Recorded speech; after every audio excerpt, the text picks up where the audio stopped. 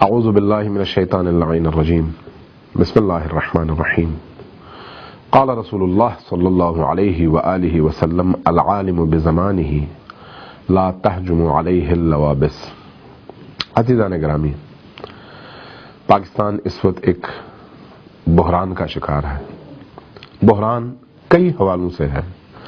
اقتصادی بحران الگ سے ہے، سیاسی بحران الگ سے ہے، انتخابات کی گہما گہمی الگ سے شروع ہو چکی ہے، دوسرے دشمن ممالک کی یلغار الگ سے ہے، پوری دنیا کی توجہ الگ سے ہے، ٹیررزم کے خلاف جنگ کا ایک عنوان الگ سے اپنا اثر دکھا رہا ہے۔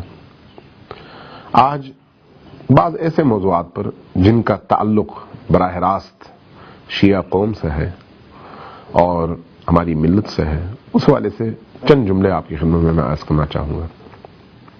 سوال اٹھایا جاتا ہے، بات کی جاتی ہے اور کہا جاتا ہے کہ الیکشنز میں حصہ لینا حرام ہے، نہیں جانا چاہیے، موجودہ سیاست کا حصہ نہیں بننا چاہیے، اور اس پر بہت سارے سوالات اٹھائے گئے ہیں اور اٹھائے جا رہے ہیں، اور ہمارے بعض عزیز ترین دوست تو اس حوالے سے اتنے آگے بڑھ گئے ہیں کہ جو لوگ سیاست کے حوالے سے اور مروجہ سیاست کے حوالے سے بات کرتے ہیں ان کی تکفیر تک کرنے پر وہ تیار نظر آتے ہیں۔ یہاں تک نوبت پہنچ چکی ہے کہ اس پورے عمل کو حرام قرار دیا جائے اور لوگوں کے اندر اس کے لیے نفرت پیدا کر دی جائے۔ یہ بھی ہو چکا ہے اور ہو رہا ہے، آپ کے علم میں ہے۔ میں یہاں پر چند ایک چیزیں آپ کی خدمت میں عرض کرنا چاہوں گا جن پر توجہ ضروری ہے۔ بیسک بات یہ ہے کہ ہم نبی کریم کے دین کے فالوورز ہیں، اور جو ہمارا اصولی موقف ہے وہ یہ ہے کہ اللہ کی زمین پر اللہ کا نظام حاکم ہونا چاہیے، اس میں کوئی دوسری رائے نہیں ہے۔ لیکن اللہ کے نظام کو حاکم کرنے کے لیے نبی کریم جیسی ہستی بھی چاہیے، علی مرتضیٰ جیسی ہستی بھی چاہیے۔ امیر المؤمنین علی ابن ابی طالب 25 سال گھر میں رہے، آپ کے علم میں ہے، اور ان 25 سالوں میں انہوں نے موجود حکومت کے خلاف جد و جہد نہیں کی، بلکہ جہاں پر ممکن تھا وہاں پر حکومت میں موجود خرابیوں کی اصلاح میں اپنا رول پلے کرتے رہے۔ کیوں؟ اس لیے کہ ایک بڑا ہدف سامنے تھا۔ اسی طرح سے اب طول تاریخ دیکھیے، میں اس تفصیل میں نہیں جانا چاہتا، ہمارا بنیادی ہدف یہ ہے کہ زمین کے مالک کا نظام رائج ہو، لیکن اگر کسی زمین پر وہ نہ ہو سکے تو پھر کیا کیا جائے؟ پھر ہمیں خاموشی سے گھر بیٹھنا چاہیے، یا پھر اسی ایک ہدف کو لے کر چند ایک جلسے اور چند ایک دروس کا انعقاد کر کے اپنے آپ کو بری الذمہ سمجھنا چاہیے۔ اس وقت اسلامی معاشرے کے اندر، پاکستانی معاشرے کے اندر مسلمانوں کو، امت کو، شیعوں کو جس طرح کی مشکلات کا سامنا ہے، چیلنجز کا سامنا ہے، ان چیلنجز کا مقابلہ کیسے کیا جا سکتا ہے؟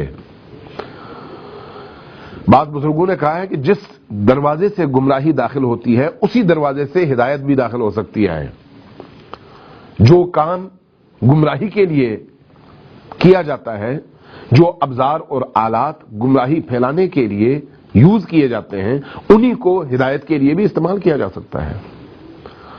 آج ہم ایک ایسے نظام میں جکڑے ہوئے ہیں جس کی اصل انگریزی ہے، یعنی آج پاکستان پر جو حاکم نظام ہے وہ نظام انگریزوں کا دیا ہوا ہے۔ دستور سے قطع نظر اگر دیکھا جائے تو آپ کی عدلیہ کا سسٹم، آپ کی فوج کا سسٹم، آپ کی انتظامیہ کا سسٹم، تمام جو سسٹمز ہیں یہ سارے سسٹم جو ہیں آپ کے انگریزوں کے ہیں۔ اس سے بہتر اگر نظام لایا جا سکے تو بہت اچھا ہے، لیکن جب تک بہتر نظام نہ لایا جا سکے، کیا امت کو اسی طرح سے چھوڑ دیا جائے یا پھر اس بہتری کے لیے جد و جہد کی جائے؟ عقل کہتی ہے جد و جہد ہونی چاہیے۔ جد و جہد کیسے شروع ہو اور کہاں سے شروع ہو؟ ظاہر ہے آپ اجتماعی رول پلے کریں گے، اپنی قوت کا اظہار کریں گے، اپنی قوت دکھائیں گے، اور اپنی قوت کے ذریعے سے دوسروں کو آگے لگائیں گے، تو تب آپ تبدیلی کی توقع بھی کر سکتے ہیں۔